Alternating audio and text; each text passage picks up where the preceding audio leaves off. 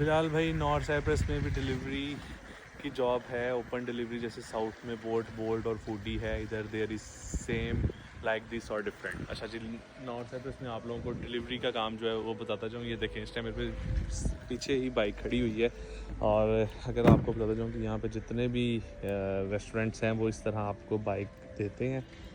कुछ रेस्टोरेंट्स वाले ये चीज़ें आपको प्रोवाइड करते हैं, लाइक सेफ्टी होती है, हाथों में सर्दी नहीं लगती, और कुछ रेस्टोरेंट वाले कहते हैं कि आप भाई अपनी खुद लो। और इसके साथ साथ हेलमेट जो होता है वो भी कोई दे देते हैं रेस्टोरेंट्स वाले, कुछ नहीं देते, कुछ अपना कहते हैं कि लो।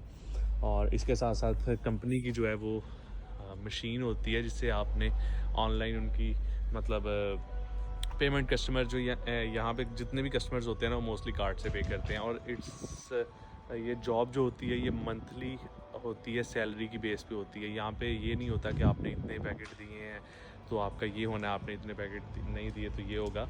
ये फ़िक्स जॉब होती है, फ़िक्स सैलरी होती है। इसमें जो है नॉर्थ साइप्रस में 35,000 लीरा से लेके 50-60 हज़ार लीरा तक भी लोग अर्न कर रहे हैं। तो it's same like fix job और फ़िक्स सैलरी होता है, इसलिए साउथ और नॉर्थ का बहुत ज़्यादा डिफरेंस है।